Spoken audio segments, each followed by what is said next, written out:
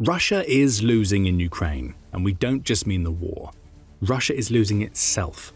As over 1,000 soldiers die every single day, shocking statistics are now being exposed that show us two things. Putin's army is bleeding out, and Russia itself won't recover for 100 years after Ukraine is over. Putin's folly has been exposed as his soldiers die in numbers nobody ever expected. For Russia, the future looks far bleaker now than it ever did before Putin invaded. It all starts with the sharp rise in casualties that Russia has been experiencing in recent months.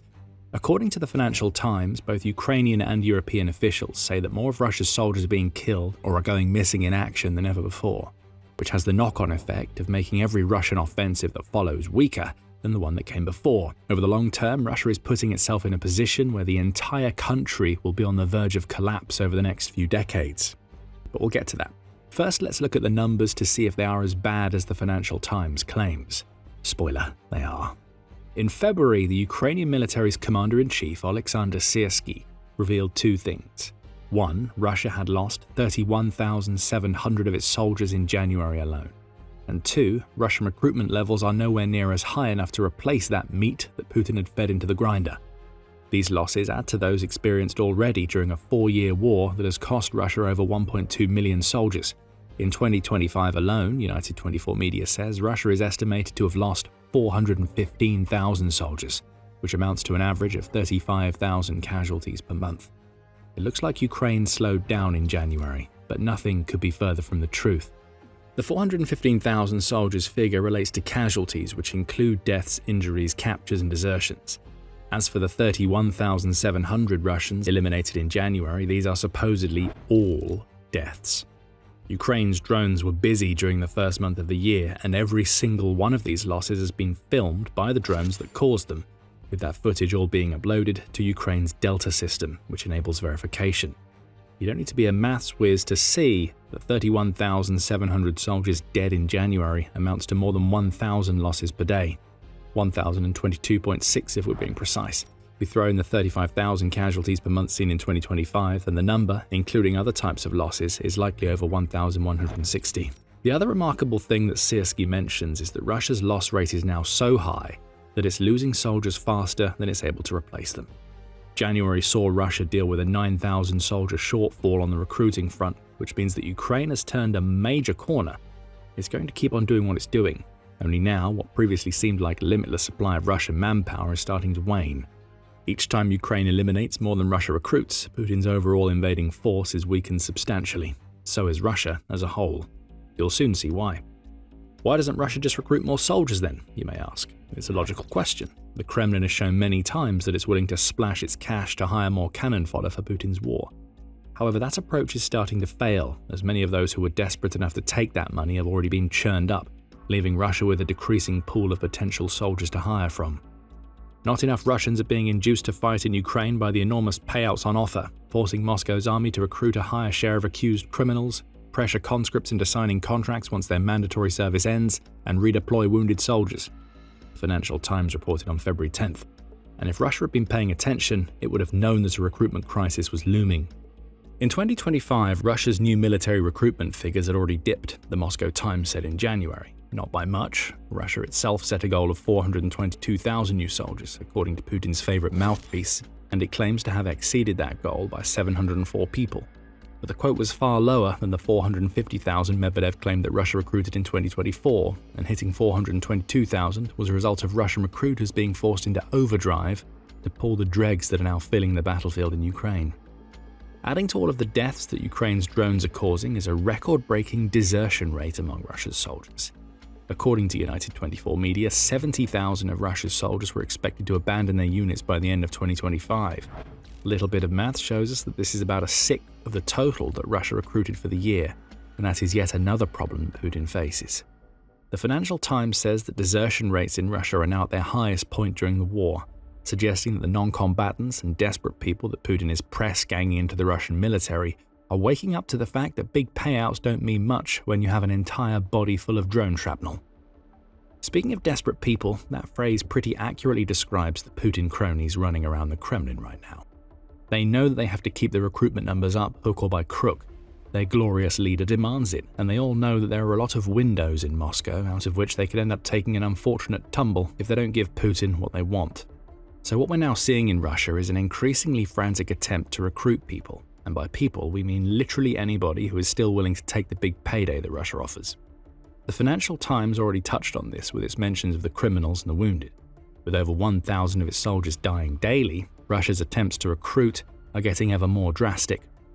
ABC said back in January that Russia is freeing as many of its prisoners as it can, as long as those prisoners are happy to pick up a rifle and do their time in Ukraine to get out of serving sentences in the Russian jails. By January 2025, Russia had recruited 180,000 of its soldiers from its own penal system per the Kyiv Independent, and the likelihood is that this number has easily rocketed past 200,000 in the year or so since. That seems like a good idea. Send people who are convicted murderers, rapists, and drug dealers into Ukraine, and you surely have the basis of a strong army, right? Sarcasm aside, even the prison system can't keep feeding Russia's recruitment treadmill forever. To overcome that, Russia is also turning to foreign fighters from anywhere that it can get them. ABC reports that an independent examination of Russian troop death revealed that over 550 of the 160,000 soldiers examined were foreigners from many different countries, showcasing that Russia is getting desperate enough to spend its money outside of its own territory just to keep the flow of soldiers coming in. Other recruitment efforts are more drastic, as ERR News reported the Estonian Foreign Intelligence Service is stating on February 10th. Volunteer numbers are dwindling, the service claims, which has led to Russia to subject those who can't be lured by payouts to intense pressure that includes deception, intimidation, psychological manipulation, and in some cases, brute physical force, all to get people who want to be as far away from Ukraine as possible to the front lines. Russia is now targeting socially vulnerable groups to pump up its numbers, including the chronically unemployed, those struggling with addictions, and people being suffocated by mounds of debt. Consequently, Russia's frontline units are largely composed of individuals who, under normal circumstances, should not be trusted with weapons, Estonia's Foreign Intelligence Service claims. Again, sounds like the foundation for a strong army, right? People who don't want to fight are being forced into a battle where their lives are over in a heartbeat due to Russia's rubbish tactics and Ukraine's strong defense of its territory. And make no mistake about it, the Kremlin knows how useless these supposed fighters are. It's not even bothering to properly train the cannon fodder that it's pulling into its military, as United 24 media revealed on February 10th. Russian military training lasts for less than 2 weeks, as Ivan, who is a Russian recruit who spoke to the outlet, revealed. After all the medical checkups, they asked me if I was ready to go to the military base the day after tomorrow. They trained us for 5 days. We waited for another 5 days for a force rotation, and then we went to combat positions, Ivan reveals. It's no wonder that Russia is losing over 1,000 soldiers per day now. The country's military training lasted up to 6 months before it was cut to 3 months in 2013. Russia's own laws state that its conscripts are supposed to undergo 4 months of training before they're deployed, which clearly isn't happening. Now Russia is training its soldiers for about as long as it takes to make a decent sourdough starter, and those soldiers are lasting about as long in Ukraine as that lump of bread would. The veterans are gone. Almost anybody who actually wants to fight is gone. All that's left is the cannon fodder that Putin keeps on throwing against Ukraine's drones. By now you're starting to see why Russia's military is failing so badly to make any sort of notable progress in Ukraine. But back at the start of the video, we told you that the war that Putin started is one from which Russia won't recover for 100 years. Why is that?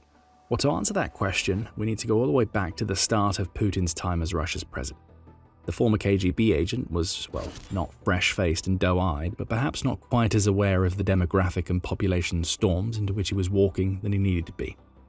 As The Independent put it in October 2025, Putin has spent much of his time as president grappling with Russia's population problem when he isn't trying to wage war. He acknowledged the issue as far back as 2005 when he said that doing something about Russia's population problem was vital for the social and economic stability of Russia.